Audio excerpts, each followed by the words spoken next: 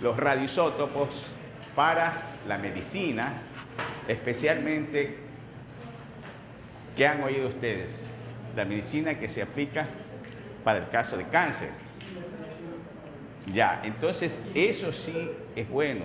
Y hay otras muchas cosas que no se conocen así comúnmente, que son aplicaciones de radioisótopos para la agricultura, para la industria, para las investigaciones, también avanzar en investigaciones. Entonces la química nuclear ha abierto muchos campos de investigación y se sigue investigando para crear nuevos átomos, para crear radioisótopos y para la energía que usamos en la industria especialmente. Bueno, la química nuclear es diferente al tipo de química que hemos visto hasta aquí, porque hasta aquí la química que al menos ustedes han visto es la química que presenta al átomo según el modelo de Bohr, que es un modelo que ya está superado, pero que didácticamente sirve todavía para entender que en el átomo hay un núcleo y hay órbitas donde están los electrones girando. Esto es representativo en forma didáctica, es muy útil. Entonces, la química que se ha visto hasta aquí es la química de la periferia del átomo, ¿no? Porque estos electrones son los que se intercambian, por ejemplo, en las reacciones de oxidación-reducción, ¿verdad? En las otras reacciones donde se une un elemento que cede electrones y otro que los capta. Hay distintos tipos de enlaces. Ya, pero ahora vamos a tratar la química, lo que ocurre aquí en el núcleo del átomo. Y esta química es mucho más interesante desde el punto de vista de la investigación porque abre nuevos horizontes y hay una actividad aquí en el núcleo que supera en mucho a la actividad de los electrones. Entonces, vamos a dedicarnos en estas horas de clase a estudiar lo que ocurre aquí en el núcleo del átomo. Y esa es la química nuclear. Entonces, el átomo que nosotros tenemos en mente, el modelo del átomo es el modelo de Bohr. Ahora, aquí en el átomo nosotros vamos a encontrar nucleones. Vamos a ir viendo la nueva nomenclatura. Los nucleones son los neutrones y protones. A eso vamos a llamar nucleones. Y núcleos ya es un núcleo específico de un átomo.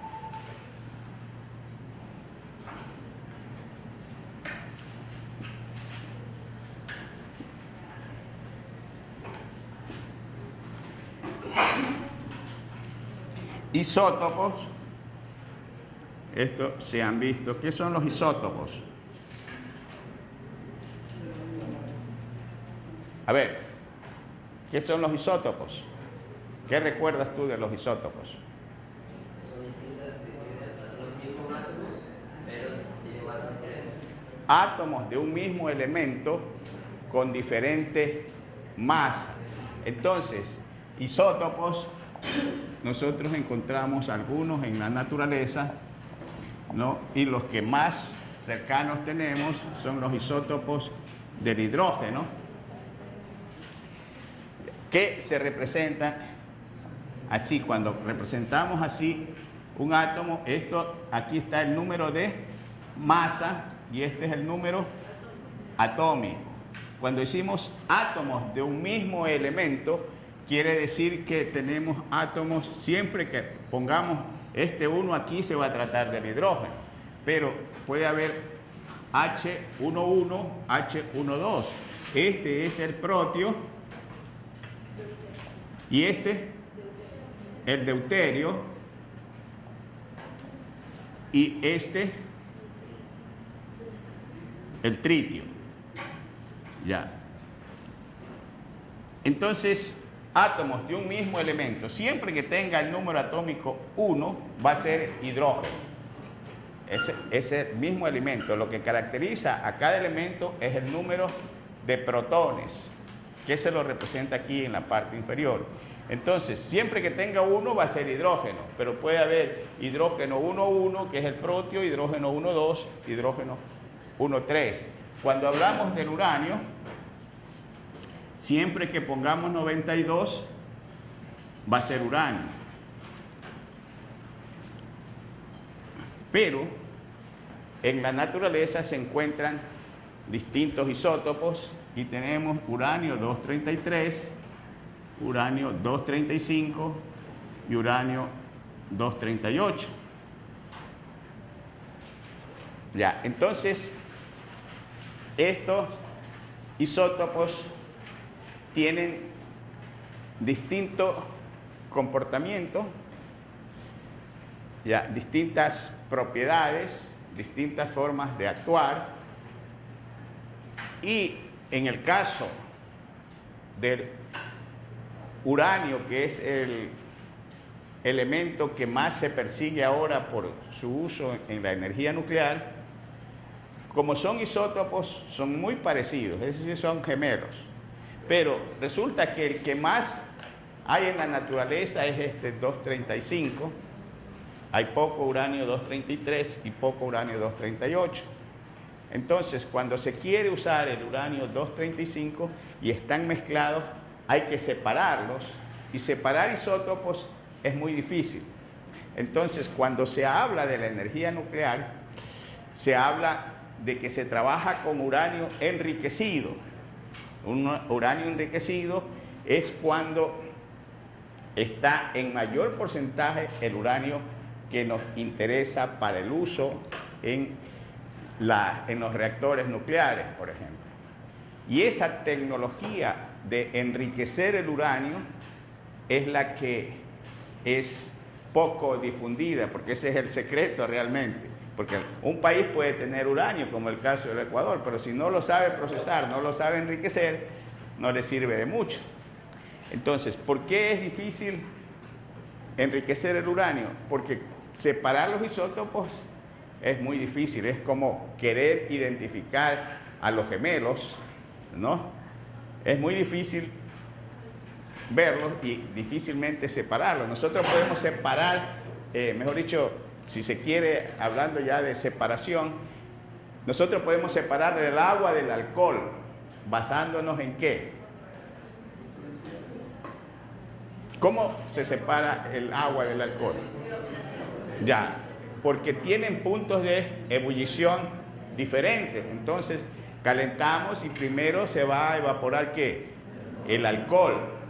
Pero ¿qué pasaría si el alcohol tuviera un punto de ebullición de 99, 99 grados, 99? Entonces es difícil separar del agua, porque si el agua tiene 100 grados y el otro 99, 99, entonces es difícil separar. Acá las propiedades son muy parecidas y por lo tanto es difícil separarlos. ¿Ya? Entonces son técnicas que son muy bien protegidas. Ahora, esto en cuanto a un poco la nomenclatura que vamos a seguir viendo en la medida que avancemos de los elementos que se van a usar en la química nuclear. Pero, ¿qué es lo que ha hecho desarrollar la química nuclear? Ya, lo que ha hecho desarrollar la química nuclear es el deseo del hombre de conocer la naturaleza y averiguar qué es lo que gobierna el universo, por qué tenemos que hacer tantas cosas, por ejemplo, para mantener un objeto a una cierta altura, ¿no? Porque hay una fuerza que lo tira hacia abajo, que es la fuerza de la gravedad, ¿verdad? Y al hombre le ha interesado siempre averiguar el por qué. Entonces, ¿qué es lo que ha atraído a los investigadores? El decir que en el átomo las fuerzas positivas están en el núcleo y las negativas, los electrones, las cargas positivas en el núcleo y las cargas negativas en la periferia. Si nosotros sabemos que, por física, ¿no?, que cuerpos o las cargas de igual signo se repelen y las cargas de signo contrario se atraen. Entonces, ¿qué es lo que hace? ¿Qué es lo que ha hecho y qué es lo que hace que cargas de igual signo positivas se concentren en el núcleo? Esa es la principal incógnita que ha hecho desarrollar la investigación. ¿Quién podría decir por qué las cargas positivas se han concentrado en el núcleo? Es difícil. Bueno, todo el mundo, en todas partes, se trata de averiguar esto. Ya, y entonces se ha visto que en el núcleo hay un comportamiento diferente al comportamiento de las cargas fuera del núcleo. Es decir, a nivel subatómico, las cargas se comportan de diferente manera que en el campo macroscópico. Entonces, ¿cuáles son las fuerzas que gobiernan el universo?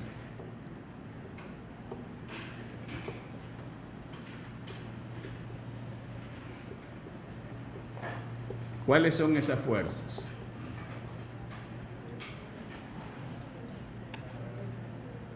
La gravedad es una, ¿verdad? Nadie se escapa de la gravedad, al menos aquí en la Tierra.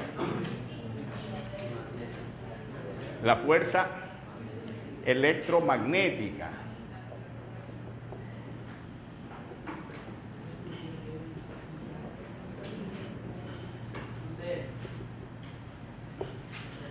La fuerza fuerte y la fuerza débil.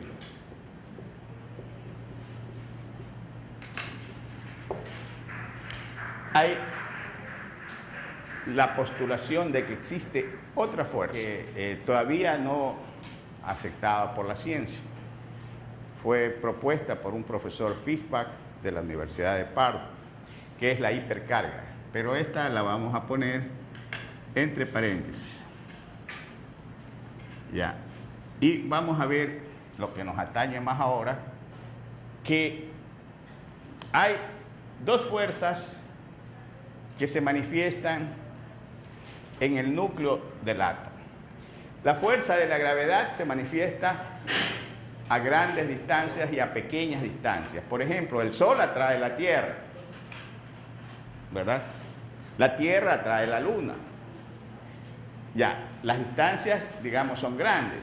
Pero aquí, ¿qué pasa si yo quito la mano y quiero dejar esto en el aire? No, se cae por la fuerza de la gravedad.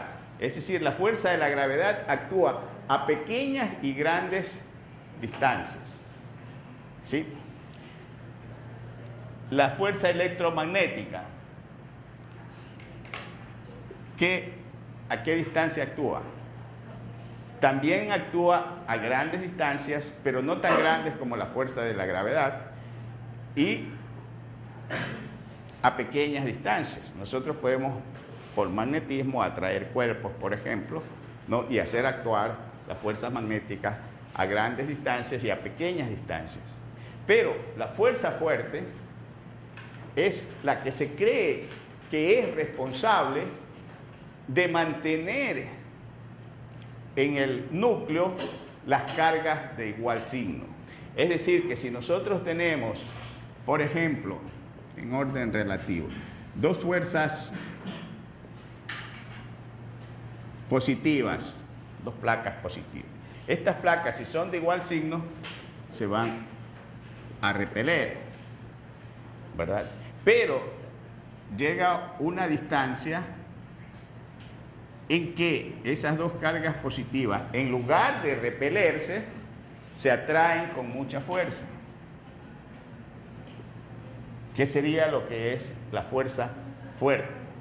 Si se vuelven, es decir, si se acercan más, se vuelven a repeler.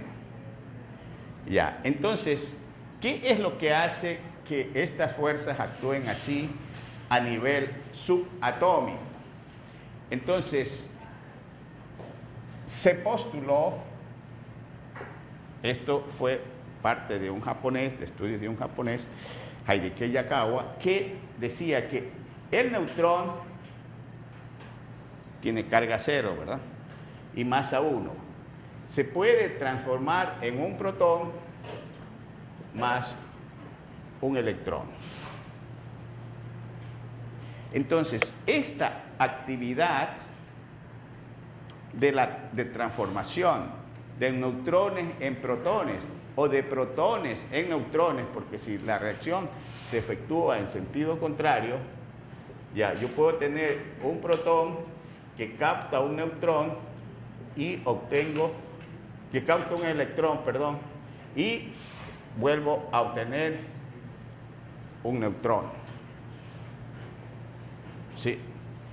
Entonces, antes se hablaba de que había fuerzas que no estaban justificadas en el balance de fuerzas que se hacía dentro de esta reacción y que se lo llamó neutrinos. Ya. Ahora se ha avanzado más y se han encontrado muchas partículas a más del protón y a más del neutrón. Están los bosones, están los quarks, ¿verdad? Entonces, eso lo veremos más adelante, pero hablando de qué es lo que mantiene unidas las cargas de igual signo, se dice que cuando una carga, digamos, esto es a nivel subatómico, estamos agrandando las distancias, ¿ya? Una carga nace aquí, por ejemplo, al llegar al otro extremo, desaparece, porque hay choques entre partículas que nosotros podemos conocer a nivel ya macroscópico, no tanto a nivel subatómico, de la antimateria. ¿Sí han oído hablar de la antimateria? Ya, así como hay un electrón negativo, hay un positrón que es más 1. Ya, este es el electrón de carga negativa y este es el positrón de carga positiva. Entonces, cuando una partícula encuentra su antipartícula, choca y desaparece, y al desaparecer esa masa, hay una energía que se crea, de acuerdo, nosotros hemos visto la ecuación de Einstein, ya, esto es igual, la energía, digamos, es igual a la masa por el cuadrado de la velocidad de la luz. Entonces, y que la materia no se crea ni se destruye, ¿verdad? Pero esta materia se puede convertir en energía. Entonces, esa fuerza que mantiene unidas las partículas en el núcleo del átomo proviene de estas partículas que se las llama partículas virtuales que, digamos, nacen, digamos, aquí a una distancia determinada y llegan al otro extremo y desaparecen, pero hay una creación de energía y esa energía es la que nosotros conocemos como fuerza fuerte. La fuerza débil se le atribuye la responsabilidad de la emisión de partículas, que nosotros conocemos que hay 3 clases de partículas radiactivas, que son las partículas alfa, beta y gamma. Ya, de eso hablaremos después. Bueno, vamos a poner estos dos temas, digamos, estos dos puntos que vamos a tratar, aunque el tiempo de vida media se aplica para muchos casos, pero no creo que vamos a poder revisar todo ahora. Ya, ¿cómo habíamos definido el tiempo de vida media? Tiempo de vida media de un isótopo radiactivo. Es el tiempo que tarda el isótopo en alcanzar la mitad de su concentración o de su valor inicial. Entonces, nosotros podemos representar esto aquí, ¿no? Si nosotros ponemos aquí tiempo y acá ponemos, vamos a poner concentración. Ya. Se pone concentración aquí en este eje de las ordenadas, pero en realidad yo puedo poner algunas otras unidades que equivalen a la concentración. Por ejemplo, lo más sencillo, yo pongo la masa de un isótopo al tiempo cero, digamos que esto es 1 kilogramo. Ya. Si el isótopo tiene un tiempo de vida media de 4 días, vamos a suponer que aquí sean 4 días, 1, 2, 3, 4 días. Ya. Tiempo en días. Podría ser años, podría ser segundos, podría ser cualquier unidad de tiempo. Pero vamos a suponer que sea 4 días. Si yo comienzo con 1 kilo, ese sería el tiempo cero, ¿verdad? Después de 4 días, ¿cuánto tengo? Después de 4 días, de acuerdo al concepto de tiempo de vida media, tengo ¿cuánto? 0,5 kilos, ¿verdad? Tengo la mitad de la concentración, o en este caso, del peso inicial. Yo tengo este punto. Si pasa otro tiempo de vida media, es decir, 4 días más, ¿cuánto tengo ahora? Tengo la mitad de 0,5. ¿Cuánto sería? 0,25, ¿verdad? Entonces, yo puedo tener una línea así. Si pasan 4 días más,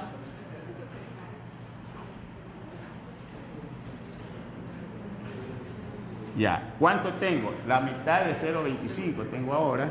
¿Y tendría cuánto? 0, 1,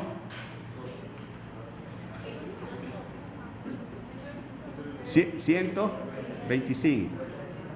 Ya, entonces, y así yo puedo seguir hasta que esto desaparece. Se acabó el isótopo. ¿Ya?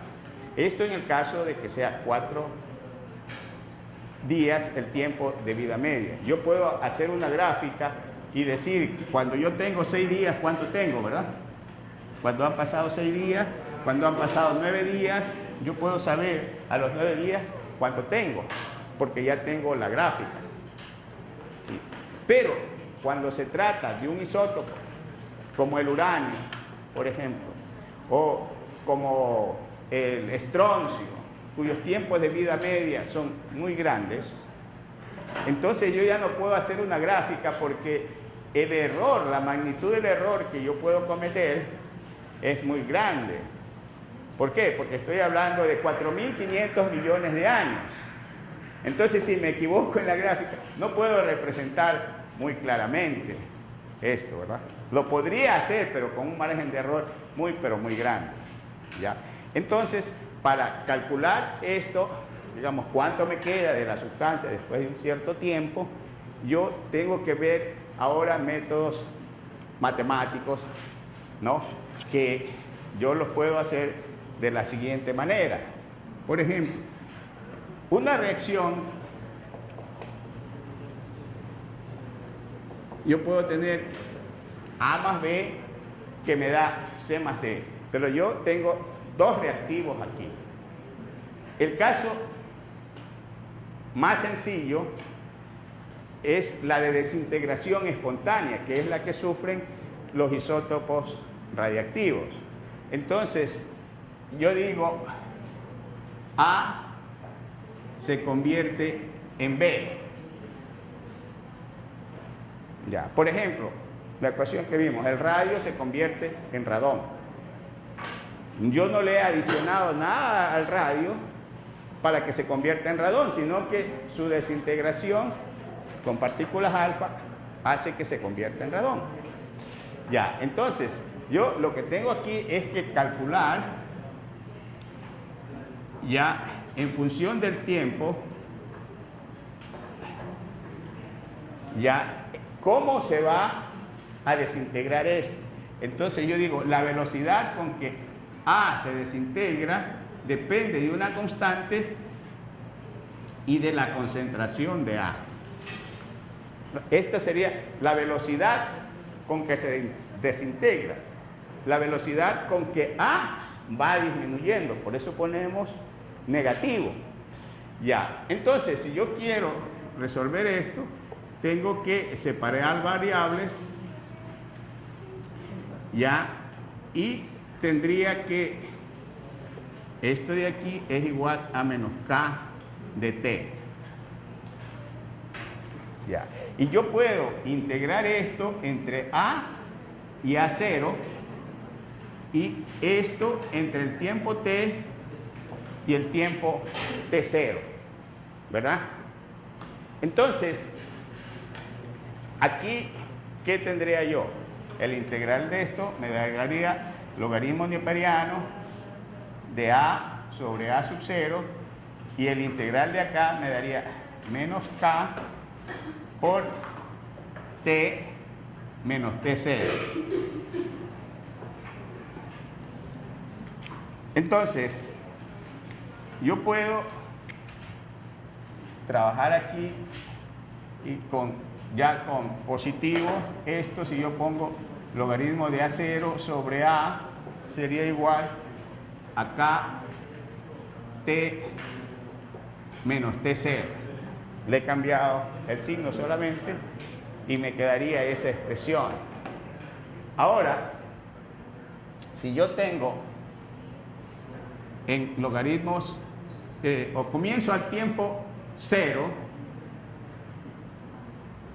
esto es T0, ¿verdad? Entonces me queda logaritmo neperiano de A0 sobre A igual a menos K. A ver, A sobre A sub 0, no, ya le habíamos cambiado el signo, ¿no? Aquí, entonces es K por T, sencillamente, ¿verdad? Porque yo comienzo al tiempo 0, este T0 es 0. Ya, y si yo pongo cambio de base, los logaritmos, me queda 2,3 logaritmo de A0 sobre A es igual a K por T.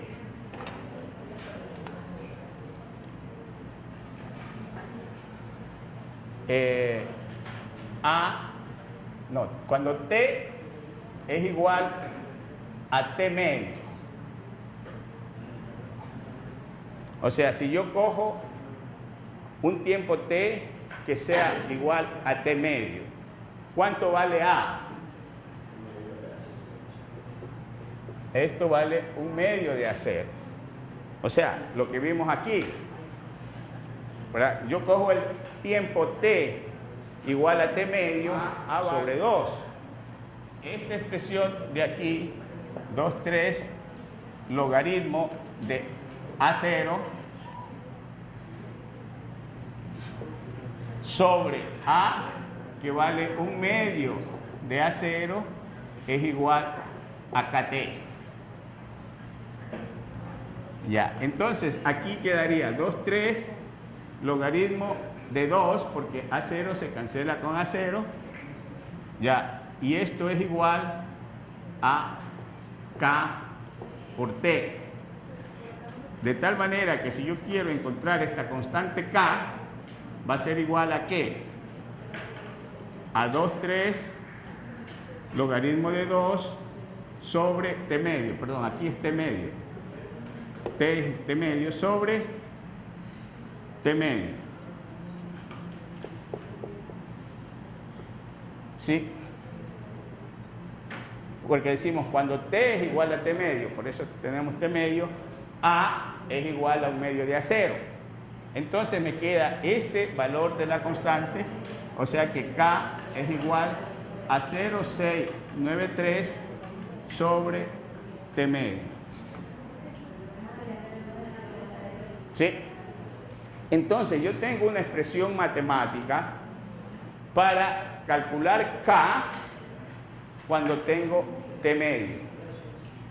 O cuando yo ya conozco K, yo puedo aplicar esta expresión o esta expresión de aquí, cualquiera de las dos, con logaritmo neperiano o con esta de acá, para encontrar el valor de A0 o de A.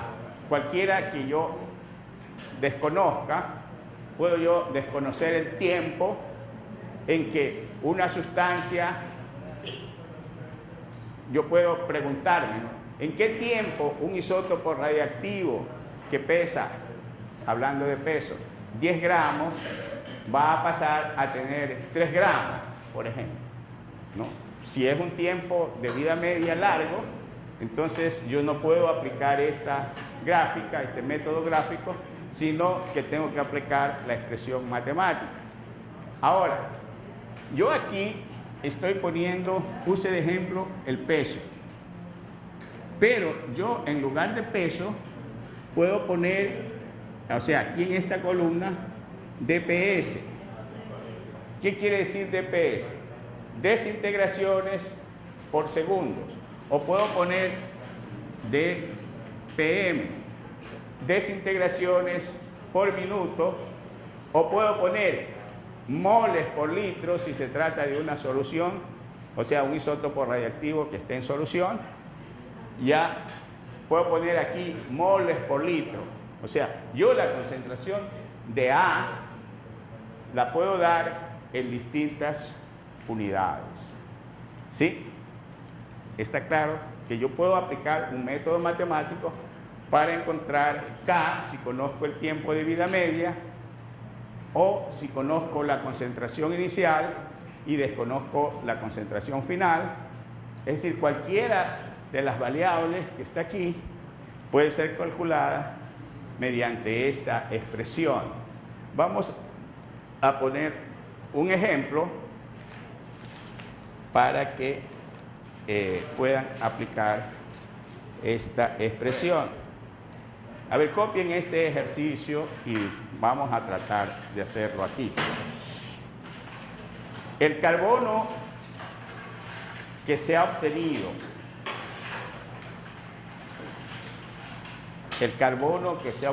de restos arqueológicos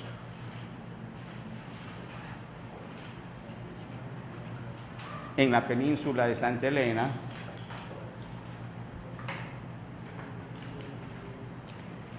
produjo 10 desintegraciones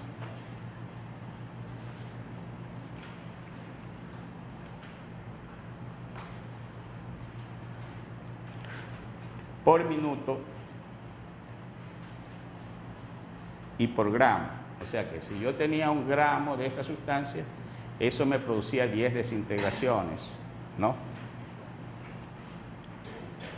Calcular la edad de dichos restos conociendo la velocidad, conociendo que la velocidad inicial del carbono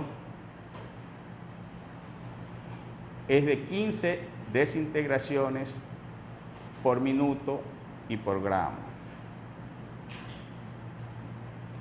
Y que el tiempo de vida media del carbono es 5.720 años. Ya, vamos a ver, de esto, ¿qué conozco? ¿Qué datos me dan? Cuando me dicen que yo podría decir A0, me están dando el dato que es 15 dpm, desintegraciones por minuto. Si los dos están por gramo, entonces es consistente, ¿verdad?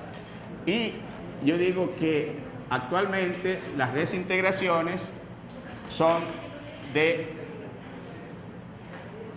10 desintegraciones, 10 dpm, y que T medio, el tiempo de vida media para el carbono, es igual a 5.720 años. ¿Sí? Esos son los datos que yo tengo.